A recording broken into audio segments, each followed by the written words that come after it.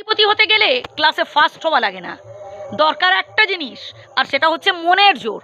আর আপনার মধ্যে যদি সেই মনের জোর থাকে, যদি উদ্যম থাকে, তাহলে একদিন আপনিও এই ছেঁড়া কাঁথায় শুয়ে লাখ টাকার স্বপ্ন দেখা বাস্তব করতে পারবেন। ছেঁড়া কাঁথায় শুয়ে যে লাখ টাকার স্বপ্ন দেখে, সেও একদিন লাখপতি হয়ে উঠতে পারে, যদি তার মধ্যে ইচ্ছা শক্তি থাকে। আর যদি সে শুধু শুয়ে শুয়ে স্বপ্নই দেখে যায়, তাহলে সারা জীবন সে শুধু স্বপ্নই দেখবে, ভবিষ্যৎ তার অন্ধকার। তাই প্লিজ বোঝার চেষ্টা করুন, স্বপ্নগুলোকে বাস্তবায়িত করার চেষ্টা করুন, নিজেকে মোটিভেট করুন, নিজেকে ইন্সপায়ার করুন।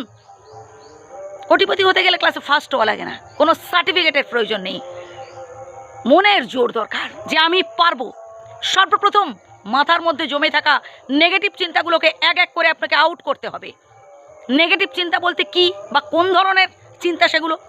এই যেমন ধরুন, আমরা অনেক সময় ভাবি না, আমার আর্থিক অবস্থা খারাপ, আমার বাবার কি অত টাকা পয়সা আছে নাকি যে আমি কোটিপতি হব, আমি বড় ব্যবসায়ী হব, আমি জীবনে এত কিছু করতে পারবো, আমার পেছনে কেউ নেই আমাকে সাহায্য করার মতো, আরে ধর আত্মীয় স্বজন বন্ধু বান্ধব কেউই তো আমার পাশে নেই।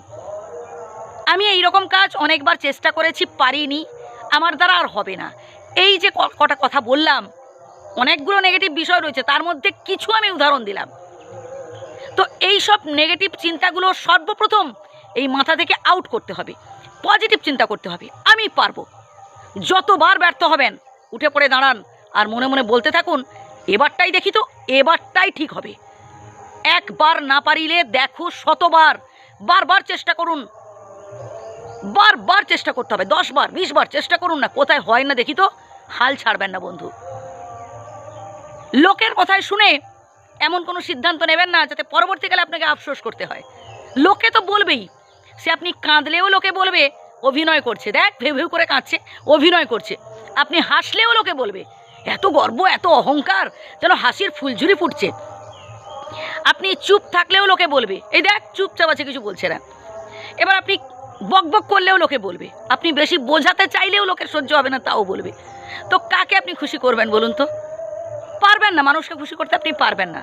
আর এই পৃথিবীতে যত জীব আছে তার মধ্যে সব থেকে বেঈমান হচ্ছে মানুষ। সে যতদিন আপনার থেকে কিছু পাচ্ছে বা আপনি যতদিন তার উপকার করতে পারছেন, আপনি ভীষণ ভালো মানুষ তার কাছে। মানে সে আপনার প্রশংসা করবে, বসার জন্য চেয়ার ছেড়ে দেবে, কত অভ্যর্থনা, কত খ্যাতি।